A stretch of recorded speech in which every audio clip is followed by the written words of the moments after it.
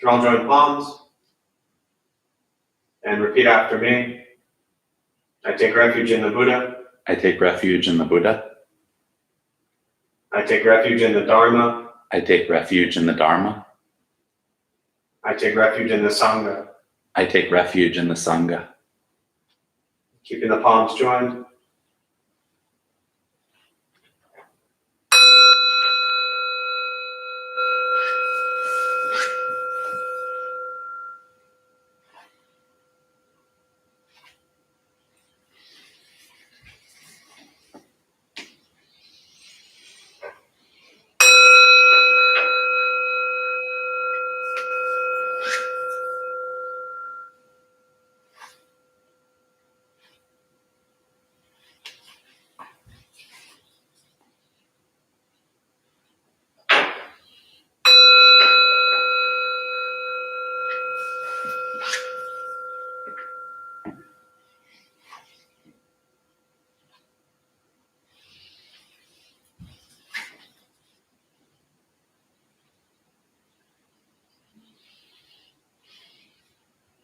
Put palms down.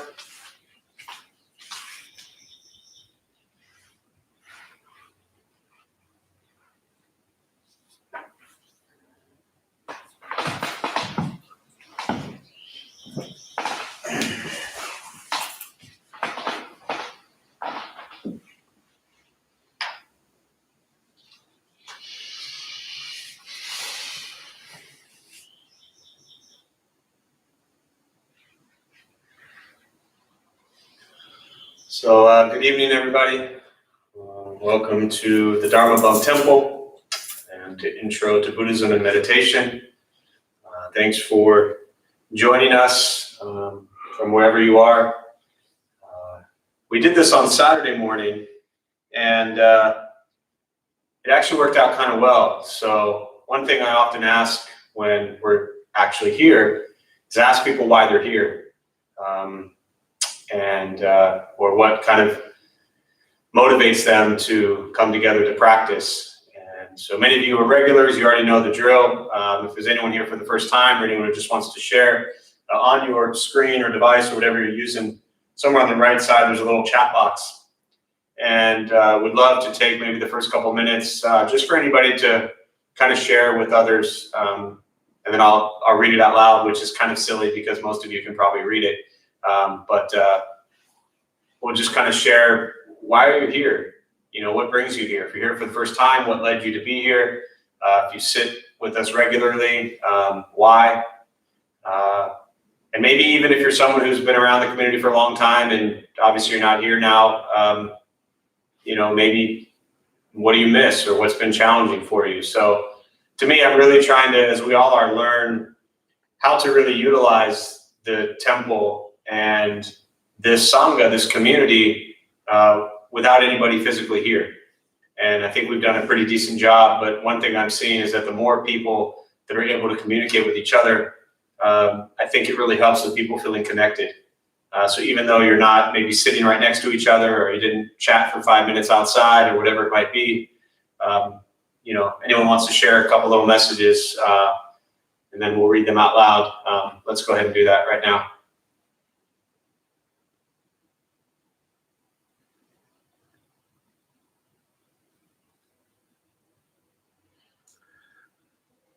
Bill said he's not new, but he's here to continue to do, as you often say, seek peace in the midst of chaos.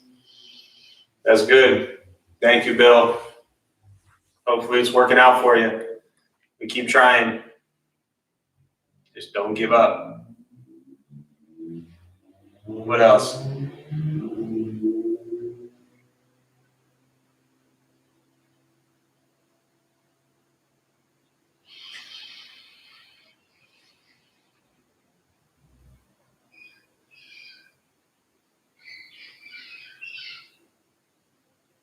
Jessica said she's visited the temple a few times. It has brought her such a sense of peace and tranquility, participating in temple activities more than ever right now, living alone and being single.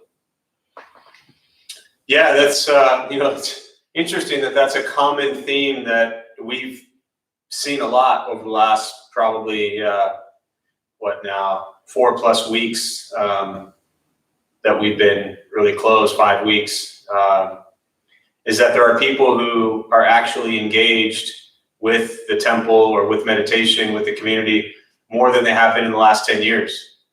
And while it's challenging that we're all locked up the way we are, in some regards, and I keep talking about this is such a perfect time to cultivate your practice and to strengthen your, really your mind and your heart and your ability to be present. And hopefully when the time comes that things open up again, that we continue to build on that and we continue to be part of a community in whatever way. So I'm glad that for all of you who maybe don't live here anymore or don't get out much, I'm glad that we can be here and you can join us. So thanks, Jessica. David said, I'm here because this practice has made a huge difference in my life. Yeah, it's made a huge difference in my life too. And I think that's a reason that many people begin, is to make a change in their life. And I think that that's one of the reasons most people continue, is that you begin to see the difference in your thoughts and your words and your actions. And, just keep showing up every day to practice. And what I mean by keep showing up is whatever environment you're in right now, if you're in a single little studio apartment and it's just you, show up fully present to that studio apartment every day.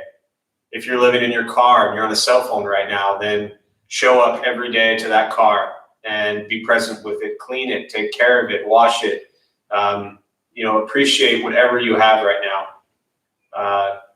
That's what I mean by showing up. Julian said this is their first time here. Super excited to try this out. I'm looking to find my creative energy again. I'm also looking to lose some of my anxiety about the quarantine. Oh, yes. Well, welcome, Julian. I'm glad you're here for the first time. You are not alone in the anxiety over the quarantine and what's going on. And, I think one thing that we talk about in practice over the years, and especially right now, is learning to be with things as they are. And often my guess is, for someone who has a lot of anxiety or a lot of fear about the current situation, or any situation for that matter, very often it's people, I don't even know you, Julian, I can't even see you, I'm just staring at a little dot on the camera right now. So, but very often it means it's people that love to control things. And when we like to control things, there's this illusion that the world is going to work the way we want it to. And while situations like this and the pandemic we're in is never good, it's really terrible that we're dealing with this, it becomes what we call an incredible moment of practice. It becomes an incredible moment of practice of letting go of trying to control outcomes that we really can't control.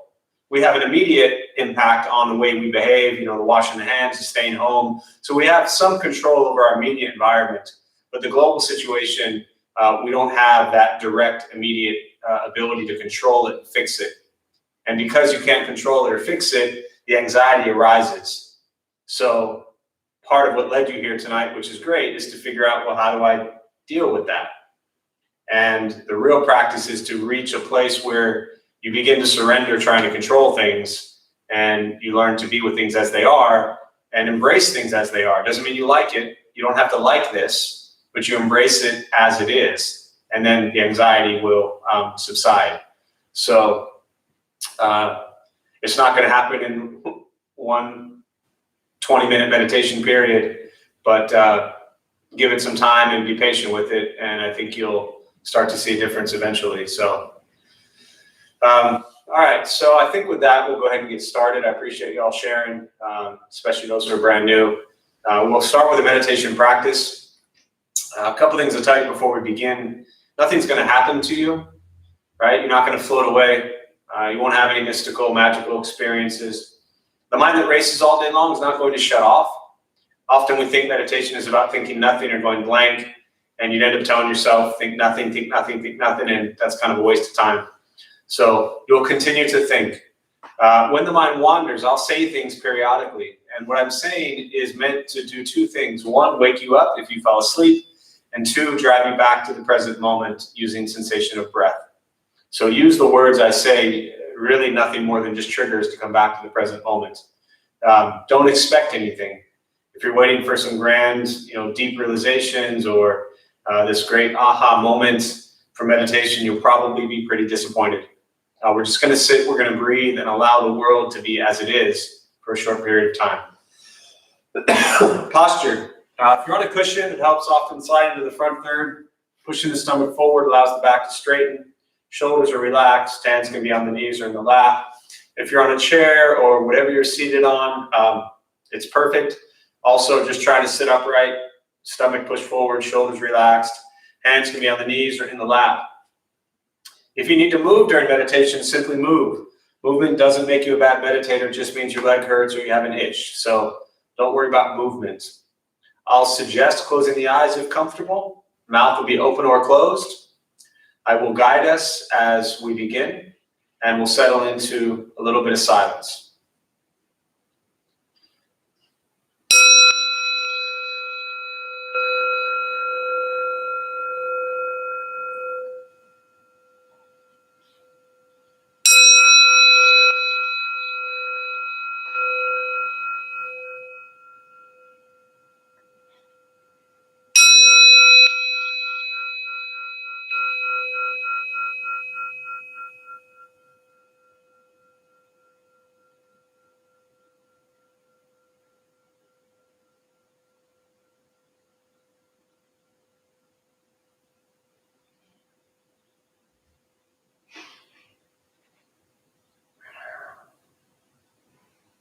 And starting with the eyes closed if comfortable, or slightly open. Mouth is open or closed.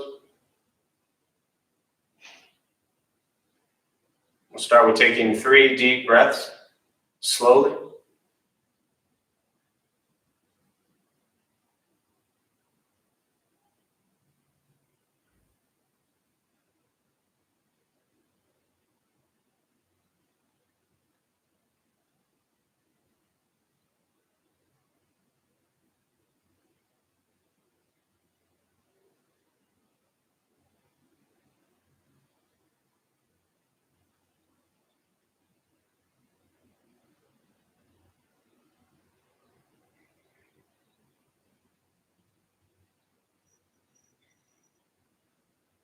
And eventually, settle into a natural rhythm of the breath.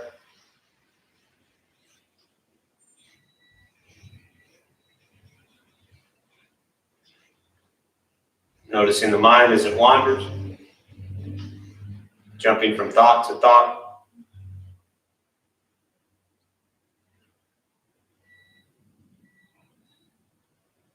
Start with gently guiding the attention, focus, to the stomach or chest.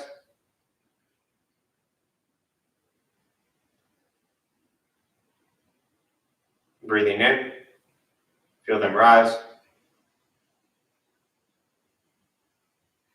Breathing out, they fall.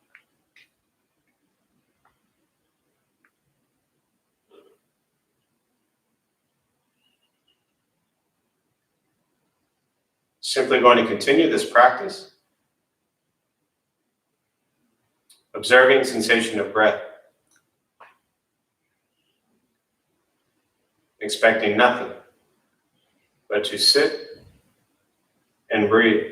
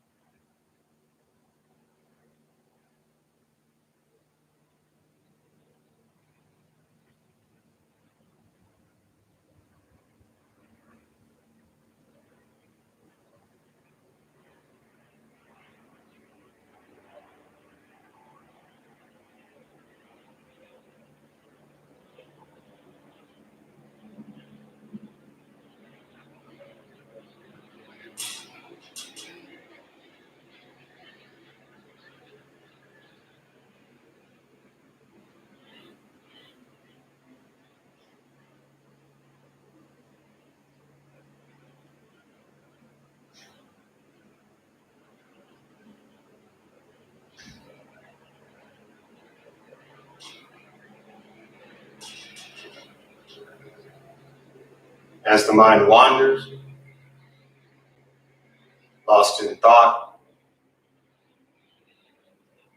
recognize it.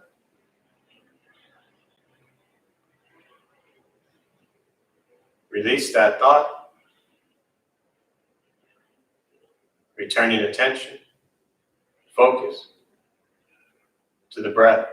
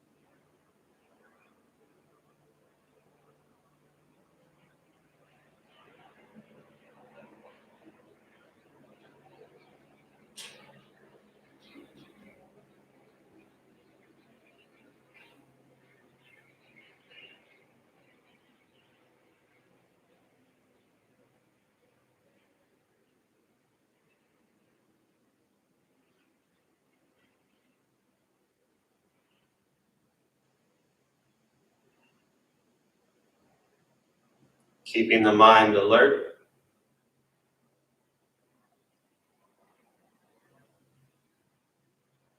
aware of all sounds,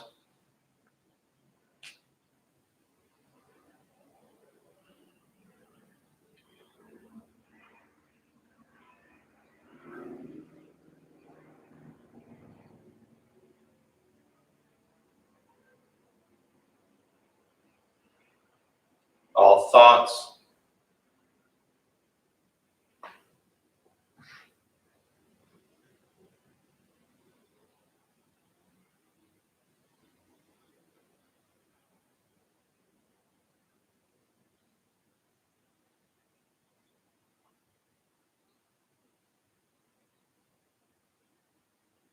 all sensations,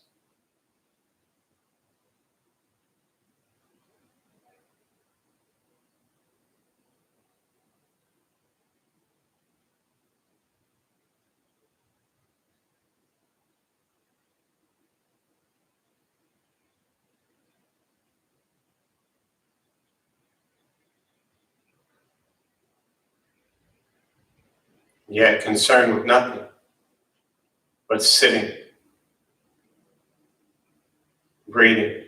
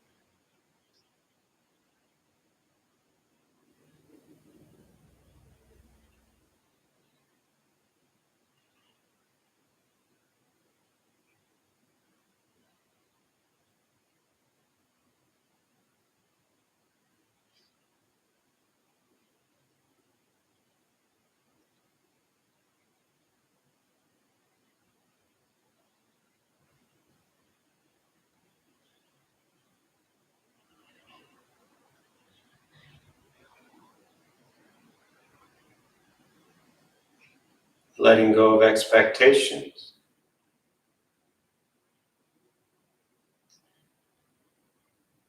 letting go of judgment from the practice.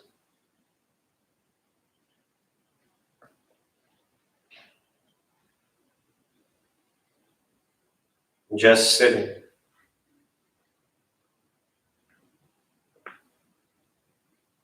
Breathing.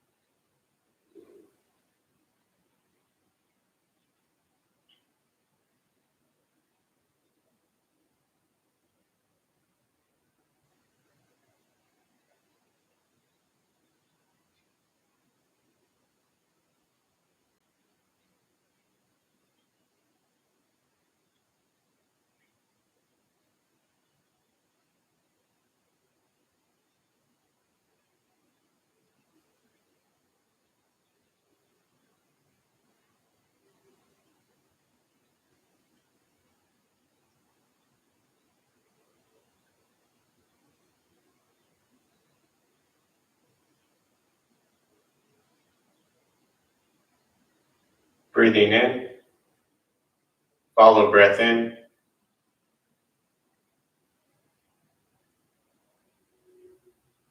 Breathing out. Follow breath out.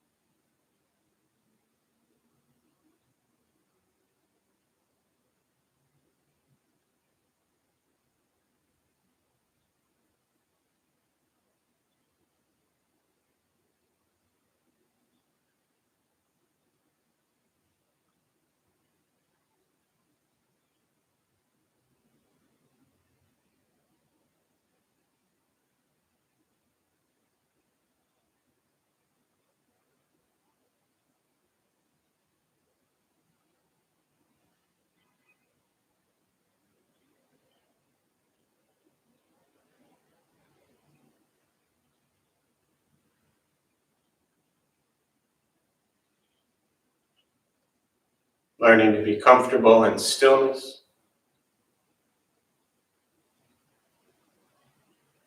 In quiet.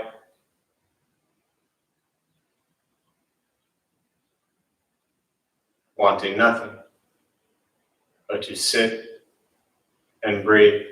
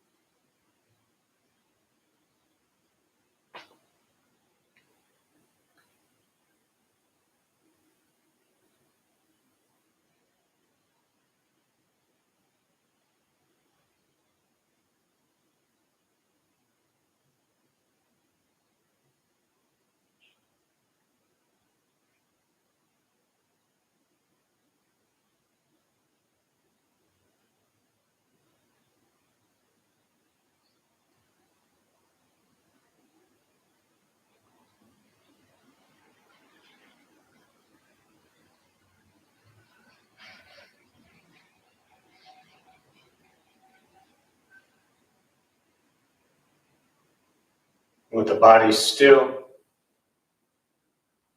rested.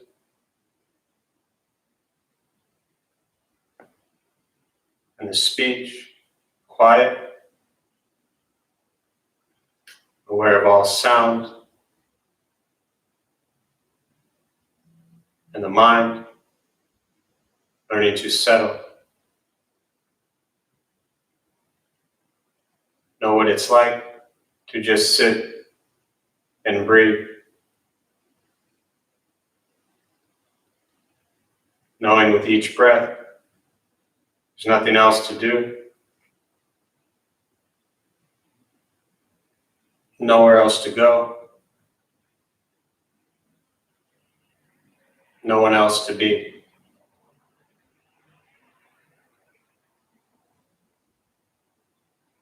Everything beautiful, exactly as it is.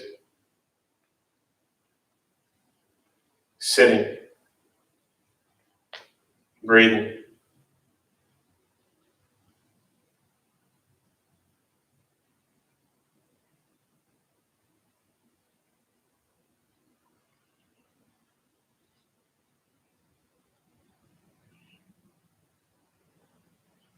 And once again, taking 3 deep breaths, slowly.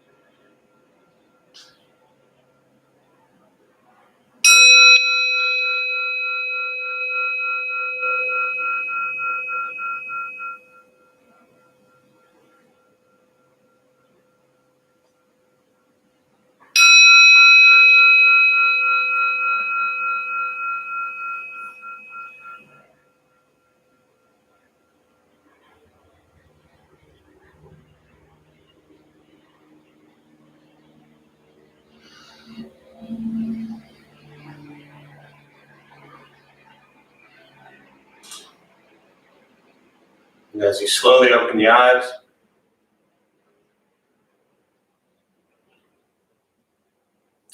slowly begin to move.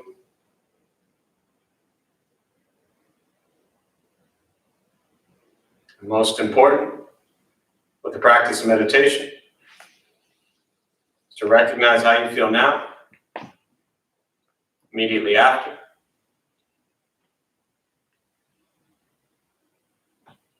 Compare this to how you typically feel throughout your day.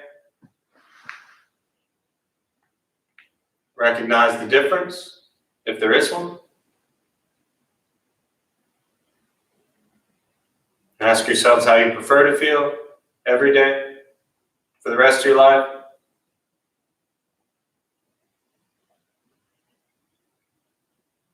And realize however you feel now, if it's quiet, calm, and still, or a busy mind, racing mind, whatever you're sitting with at this moment, has nothing to do with anything I said. It's nothing to do with how you sit and hold the hands or cross your legs. It's nothing to do with the sounds around us or anything else for that matter. It has everything to do with your own mind and your own mind's reaction to an external condition. This is what the Buddha called pratitya samutpata, means dependent origination. This is the basis of the Buddha's awakening. The word Buddha simply means awakened. He was a human being no different than any one of us who began to understand why he suffered. why he got angry, sad, depressed, stressed, anxious. He began to understand the causal relationship of all phenomena. And what that means for all of us is that every moment of our lives, things happen and we react. More stuff happens, more reactions. All we're working on with meditation is learning what it's like to respond to something quietly, peacefully, still.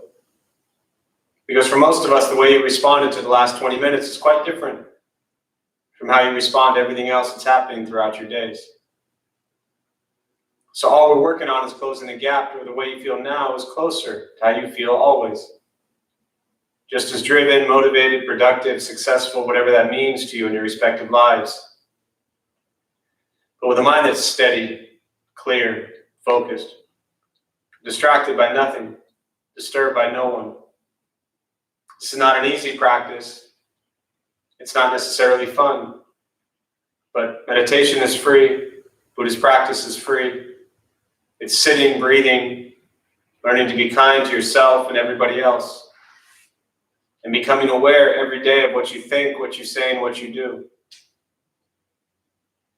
There's no need to complicate this practice. There's no need to wait for things to happen. This practice is about learning to be with things as they are. Once we stop trying to change, fix, control, manipulate everything outside of us, and we work on changing our mind and our reaction to the world around us, we typically feel better. But again, it's letting go of control. Julian, how do you feel after that meditation practice? A couple words.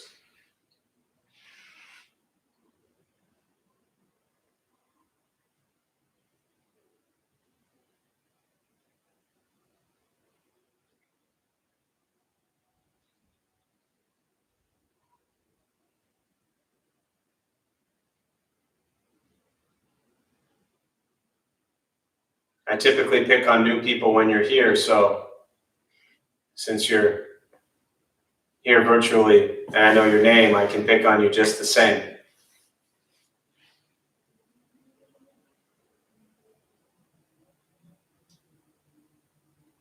That is, if Julian's still with us. Can you give me a word to describe how you feel right now? He said that was phenomenal. It slowed down all of their fears. Yes, that was phenomenal and it slowed down all of your fears. I always repeat that as if Travis isn't closer to the camera. But that's how I do it. So here's the thing. Normally when I'm here and I see everybody, I see the look on your face and it's just this glossy look. And it looks like you just ran into a brick wall because you're just stunned. And for most people, especially for those who are brand new, we're not used to slowing down our minds. We're not used to slowing down our bodies. Everything in the way we tend to condition ourselves is very fast. The challenge we're in right now for many people physically is you have physically been contained. Now, normally the physical activity for a lot of people is the only way they can actually cope with this crazy mind. I mean, my mind's been a mess my whole life. My mind is still a mess. Now, growing up, the only way that I dealt with the crazy racing mind and an angry mind and a depressed mind was through sports. And so I had a physical outlet. And then as I got older and I got into meditation, Buddhist practice, I was able to still all of that and settle all of that. Not my mind, but my emotions. Now, the challenge now for people who are new, or people who've been at this a long time, is a lot of the physical outlets that you might have, whether it's taking a walk, whether it's going to a movie, or whatever it might be, all the physical things have been taken away that we're used to doing to escape from our minds. Now you're left with just your mind. But Julian, what you just experienced is what it's like to actually just set things down for a period of time. all the weight, all the pressure, all the fear, the constant thinking about it, the worries, the panic, the anxiety. Now, believe me, as I talk about this, you'll notice it's going to start to come back. And if I talked for about 60 seconds, I could just as easily bring you back to almost like fear and panic mode. Not what I want to do, but I want you to understand that the person who feels phenomenal right now is the exact same person 20 minutes ago that was an absolute mess. You made yourself feel this way. I didn't do this. You did this. But the reason I point out how quickly we can go back into fear and panic mode is you have to recognize that as your motivation to keep practicing. And for those who've been at this for a while, you understand it. We sit every day or however often you sit so you can maintain and work on maintaining this level of clarity and calmness and stillness. But it will go away. So for Julian or anyone else who just feels really slow and calm and still and the fears are gone and the pressure is gone and the anxiety is gone, enjoy it for a brief moment because it will come back. And when it comes back, remind yourself of this moment where you felt okay. Because that's what's going to motivate you to sit and do a meditation again. And after a while, this becomes closer to how you normally feel. But it's not a quick fix. I wish that you could do this once and then, you're good. But it's, probably about 7:40 or so right now. And, in 20 minutes, we're going to be done. And you'll have turned back on every media channel that you've probably been looking at for the last 2 months. And the rush of panic will come back. Try not to do that. So at this time, I just want to open up to questions. For me, I always prefer to respond to what's on your minds, questions around meditation or Buddhist practice. And we use the rest of the time to address that. So again, right side somewhere on your screen, there's a chat box. Just type your question in there. Travis will read it. I'll probably repeat it and say something from there.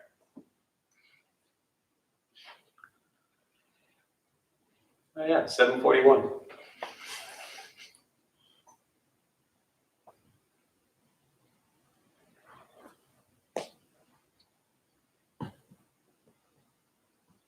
Julian, are you sitting by yourself right now in meditation? I'm just curious. Is it just you or are you with somebody?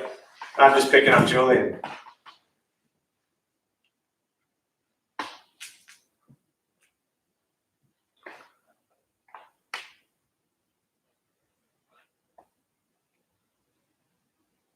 But other people can ask questions too.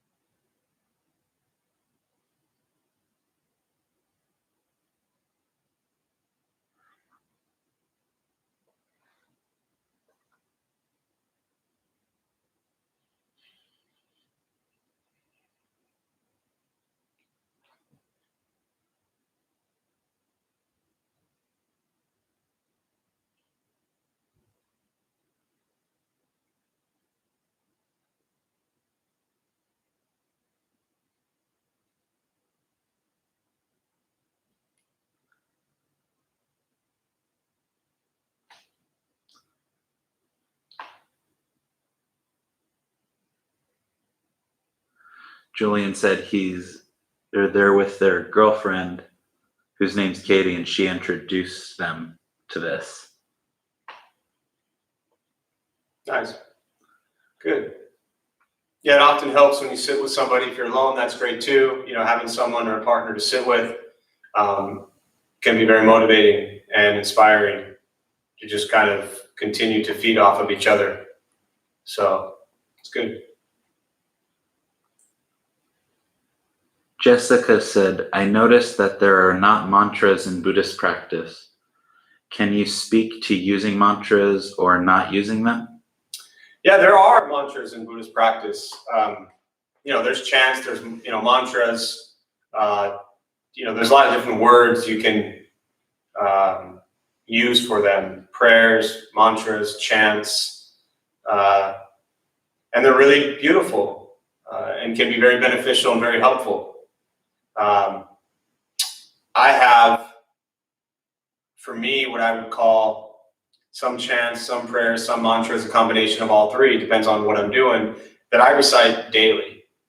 And for me, they're used differently. I use them very much as a way to just ground me back and remind me to my first teachers and my masters and how my practice was introduced to me. So it's a way of just kind of what I feel personally like continuing on what I was taught.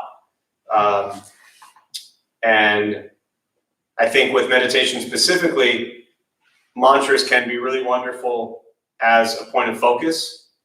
In Zen practice, we call it a single-minded focus. And so whether you're staring at a shoe, a bottle of water, a candle, the flame, the flickering of a candle, an incense stick as it burns. I talked about that on Saturday. Watching an incense stick burn can be really cool. Also reminds us of impermanence and the beauty of this moment. And so mantras very much can be used the same way. They're things to recite. You could recite Om Mani Padme Hum. You could recite Namo Mitofo. You could recite Coca-Cola. Whatever you recite over and over and over again, it gives you something to focus on. And to me, the most important part of focusing on one thing is that means you're not focused on everything else. And this is a time right now where it's very difficult for people to focus on something, forget positive. If we could just focus on something neutral, right? In Buddhism, you hear the words a lot as far as pleasant, unpleasant, and neutral. And much of our mental state right now, for many people, is focused on unpleasant. And it's very nice and beneficial and helpful to focus on pleasant. Because if you focus on unpleasant, you're going to feel unpleasant. If you focus on pleasant, you're more likely to feel pleasant. But for where most people are at right now, if you could just focus on something neutral, that's not unpleasant. And neutral is much better than unpleasant. So mantras, and I don't mean to say that mantras are neutral, but mantras are things to focus on that are not unpleasant. And if they have meaning and they're heartfelt to you, they can be very pleasant. But the reason I say that about Coca-Cola is, Coca-Cola is not so great, but my point is it's something that's neutral. It doesn't have huge emotional feelings, probably one way or the other. So if I just sit here and I say Coca-Cola, Coca-Cola, Coca-Cola, Coca-Cola, Coca-Cola, I can recite Coca-Cola for 17 hours straight. And while I'm reciting Coca-Cola for 17 hours, I'm not staring at the news. I'm not focusing on unpleasant things. I'm not having negative emotional responses to anything. I'm pretty neutral. And like I said, right now, neutral is a good place to be. So Google mantras, Buddhism. There's tons of them. Dharanis, that was the other word I was trying to think of earlier. Buddhist Dharanis, which are kind of like short little chants, prayers. A lot of time with they can have actual meanings and words, and oftentimes they're sounds and what you'd call seed syllables, without getting too technical. So there are lots of those in Buddhism. Thanks for the question, Jessica. Hopefully that helps. Lizzie would like to know if Buddha has any insights on maintaining loving, healthy, intimate personal relationships with a partner. Does Buddha have any insights on having loving, healthy, intimate relationships with a partner? Yeah? Yeah. Yes. I first want to say, because that question has come up a couple times, not your question, but the phrasing of it. Often people say, what did the Buddhists think? What did the Buddha think? Or what did the Buddha say? Or what are Buddhist insights on specific things? And I want to just back up for a moment and clarify that the Buddha lived 500 years before Christ. So he lived 2,500 years ago. Everything he said was memorized by his disciples.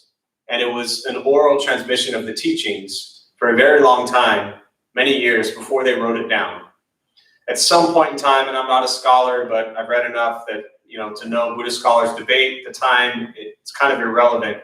But sometime after the Buddha died, 50 years, 100 years later, a council came together and they said something to the effect of, wow, that Buddhist stuff that he was teaching was pretty good. We should write it down.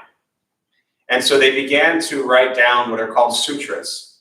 The word sutra means thread. And so the idea was that there would be a continuous thread of the teachings of the Buddha. So majority of the sutras will start out with something to the effect of, thus have I heard, at such and such time, at such and such place, with such and such people, the Buddha once said. So they are retelling, and Ananda, who was one of the disciples who was known for his great memory, that memorized all of this stuff, and they wrote it down, they're retelling what they remember the Buddha saying. So when a question comes up, which comes up common, does the Buddha have any insight on X? The Buddha has lots of insight. Most of the teachings are coming from someone else that's retelling what the Buddha said. And majority of the average person out there studying and learning Buddhism isn't even reading the sutras, right? What's called the Pali Canon, or when you get into the Mahayana, the Theravada Buddhist teachings, or Prajnaparamita Sutras, you get into Tibetan Buddhism, Vajrayana teachings. The average person who's hanging out at the Dharma Bum Temple and watching us on YouTube isn't reading sutras. My first suggestion, read sutras, right? Still access to insight, access to insight. Go to that website, accesstoinsight.org. You'll have a majority of the Pali Canon, which is considered the early teachings of the Buddha, written down, translated by Thanissaro Bhikkhu, Ajahn Jeff, who's here in North County, San Diego, Bhikkhu Bodhi, and one other person. But there are 2 to 3 main translators of the Pali Canon, and Access to Insight has all of it, most of it, enough of it, right? So that's going to get you really closest to what did the Buddha say. What most people are reading is books by Dalai Lama or Pema Chodron or Thich Nhat Hanh or Shunryu Suzuki or somebody like that, right? Kind of mainstream Buddhist teachers, and they're brilliant and incredibly important to read. But what they are doing is just retelling what they think the Buddha said. So now what I'm doing is like a million years and miles removed from all of those things, and I'm just retelling you what I think the Buddha said based on my understanding of the Buddhist teachings, just to give it some context. What did he say about loving, committed, intimate relationships? Have them. That's what I understand the Buddhist teachings to be around that. If you are a monk and you are a nun and you choose a life of celibacy, as they did at the Buddhist times, don't have them, as far as the physical relationship. But even as a monk, you can have a loving relationship with somebody. But it's not physical, it's not intimate. But even intimacy can mean different things, right? Again, monks and nuns that choose the celibate life and there's no physical contact, that's one thing. For the average Buddhist person, that is probably the demographic that we see here, you're not monks, you're not nuns, you're going to be in relationships. Have loving, committed, honest, intimate relationships with one person. And make sure that that person understands that you both are in a loving, committed, honest, intimate relationship. Don't have multiple loving, committed, intimate relationships. The Buddha would frown upon that, right?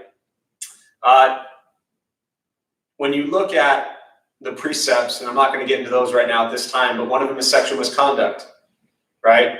To refrain from sexual misconduct. So living in a world where we're just very casually hooking up with people and fulfilling our levels of greed and our levels of desire and our cravings comes from a mind that is not clear and not pure. It comes from a mind of craving and clinging and feeding the ego and the self, and very often is not thinking about the other person.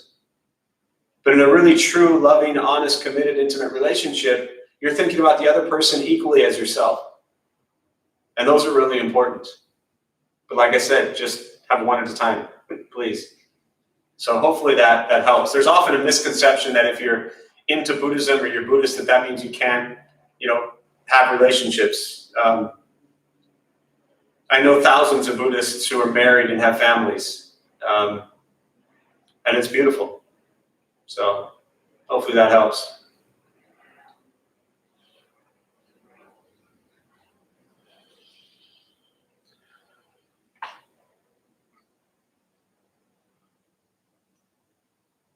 So Julian asked the question, and you kind of answered it, but do you have any books you recommend for early starters? And is it worth playing meditation music? So the books, a lot of stuff online. Like I said, Access to Insight's a great site. My personal two favorite Buddhist books out there. One is Lotus in the Stream, written by Master Xing. He was my master in Taiwan, but the reason I love the book so much, it was translated by Tom Graham. He was a 45, 50-year-old dude from Middle America who really understood Western culture. And the book itself breaks down in 12 to 15 chapters all the core teachings of Buddhism. Karma, rebirth, dependent origination, the Four Noble Truths, the Eightfold Path, the Six Paramitas, how to study Buddhism. All of these topics are there in about 15 pages each. So it's a really beautifully written and translated simple guide to Buddhism. Again, on Amazon, out of print. They redid it, and I think it's called Core Teachings of Buddhism. It was translated by someone else, also very effective. The second one is Zen Mind, Beginner Mind. And again, I'm very biased being a Zen practitioner, a very poor Zen practitioner, because if I was a good Zen practitioner, I wouldn't have any biases whatsoever. But as a poor Zen practitioner, I'm biased towards the Zen practice, and specifically Shunryu Suzuki's teachings on Zen.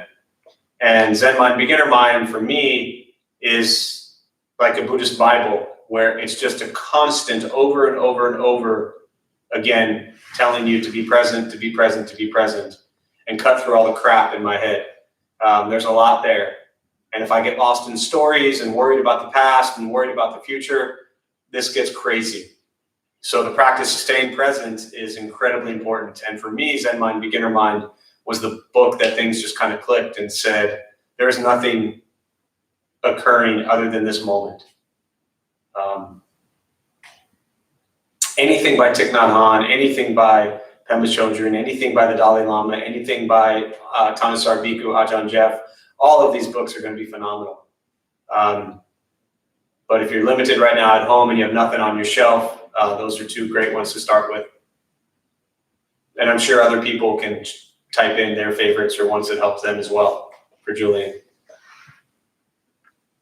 For all you Theravada folks who are filling up the screen right now with books.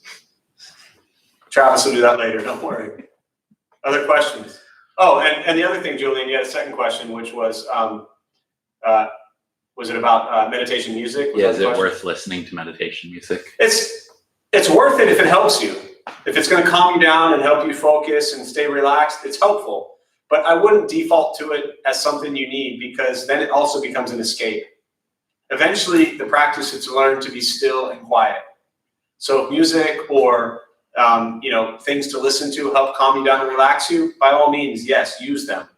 But don't lean on them so much that if you pull away the crutch, you're going to fall. Yeah. David had shared, I was falling asleep during the meditation. Towards the end of the meditation, it was like a light switch, and I feel like I have all this energy, something I hadn't noticed before. Yeah, you were tired, you fell asleep, and you woke up. I mean, that's it. Great. That's probably a huge sign, David, that you need more sleep. Often people tell me, how do I keep from falling asleep? Or they ask, how do I keep from falling asleep during meditation? And my answers are, get more sleep because you're tired. Sitting quietly and closing your eyes for 20 minutes should not put you to sleep unless you're exhausted. If you're exhausted, you're not sleeping well. If you're not sleeping well, you're too worried and anxious. If you're too worried and anxious, you need more meditation. But then the meditation puts you to sleep. So it's a vicious cycle. Just sleep, my friend. Sleeping is good. Do it more. And yes, the light switch went on and maybe you just took a nap. Naps are great. Very helpful. Get better sleep. Another way to deal with falling asleep during meditation is to do an eyes open practice. Just pick a spot on the ground 2 feet in front of you and keep your eyes open. it's really hard to fall asleep with your eyes open. I've tried. So, yeah, thanks. Other questions?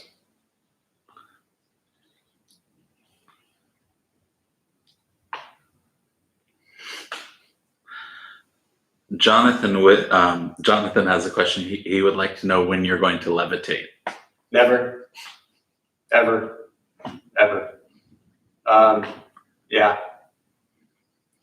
People have asked me for a long time, is anything, is that talking about life, Jonathan? Yeah. See, when I see people, it makes it easier to respond. Now I have to because the truth is, Jonathan, if I know that you would ask the question, I would have responded one way, but I have to keep in mind that it could have been a different Jonathan that maybe he's asking the question and is actually serious.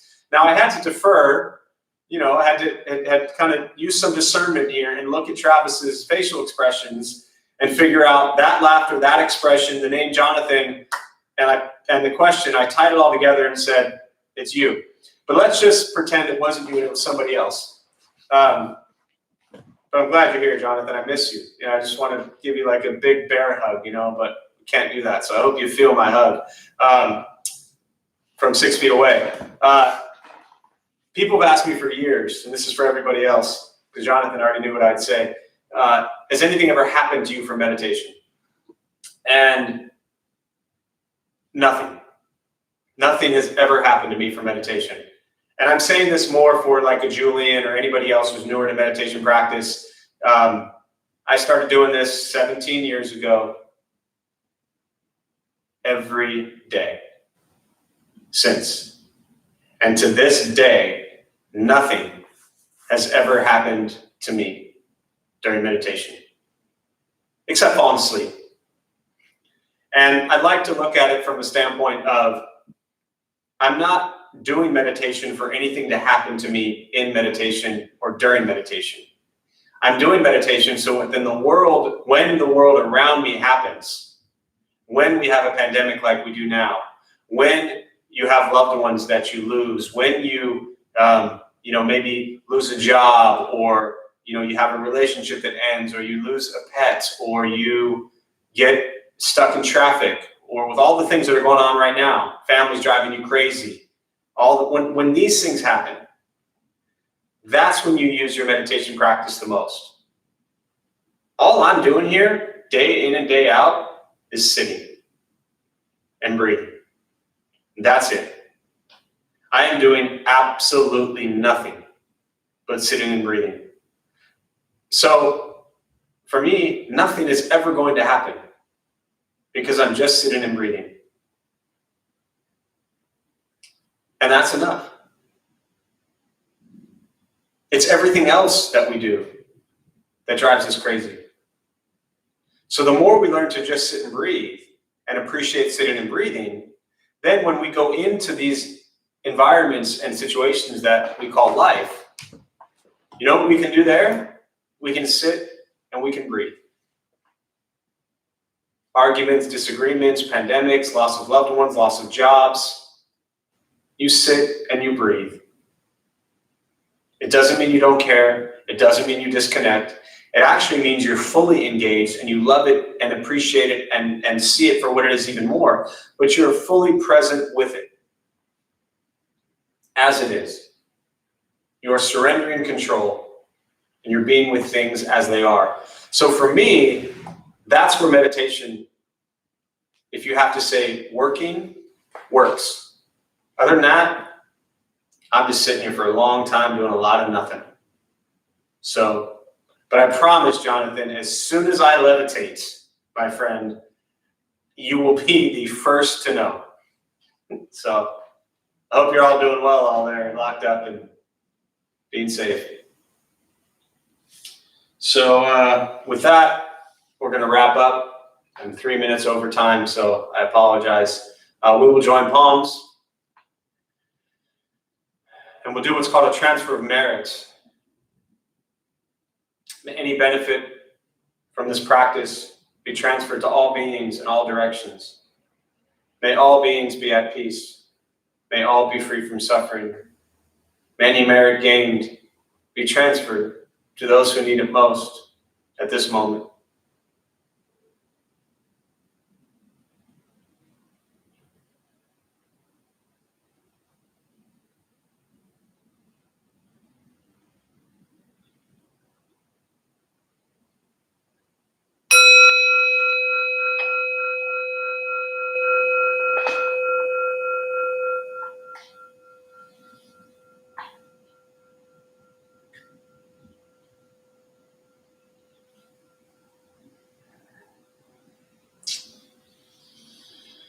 So a few quick announcements.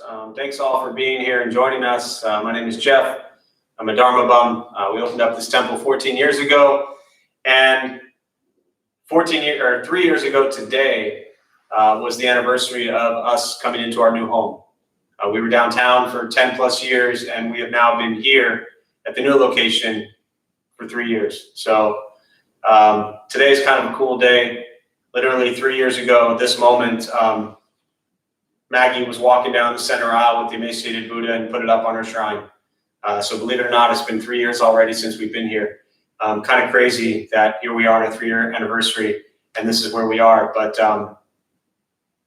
in so many ways, this Sangha and this temple is more beautiful than it's ever been.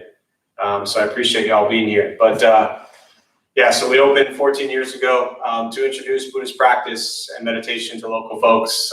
Those of us who lead, we're not monks, we're not nuns, we're not gurus, we're not masters, we're not teachers. We're not looking for students, we're just practitioners. And so we do our best to take our understanding of Buddhist teachings and put it into terms that hopefully make sense to those who show up. Every night we have different classes going on. We have about probably 80+% of our classes now online. Tuesday, Wednesday, Thursday nights, we are on YouTube. This is Tuesday night. Alex leads a Metta, loving kindness on Wednesday, and Travis does a Thursday night Dharma Bum basics and meditation. We are recovery Sangha. We have all of our recovery groups going on Tuesday, Wednesday, Thursday nights. That's all via Zoom. Sunday morning as well. Pete's doing a Saturday morning class at 10 o'clock at 12 Steps Zen. So our full recovery Sangha is up and running. Our family groups are going. Our college groups, our teen groups are going. Everything is running. So go to the website, you'll see the schedule there, and you click on the event, and it'll tell you how to join, whether it's YouTube or Zoom. Same thing, Dharma Bum Sangha is a Facebook group that has all the information there. I don't think there's anything out of the ordinary coming up, just our usual schedule. Our morning meditations have resumed from 8 to 8:25, and then 8:30 to 8:55. So it's just back-to-back 25-minute meditations. It's silent, nobody's leading it, nobody's talking to you.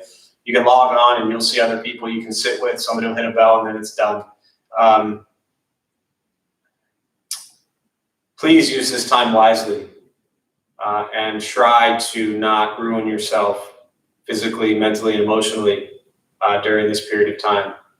Do your best to seek refuge and find comfort and safety in a virtual community somewhere and somehow. And create a space at home that is quiet and peaceful, even if it's a corner and you stare at a wall. So if I never see you again, to me, the greatest teaching, think good thoughts, speak good words, do good deeds.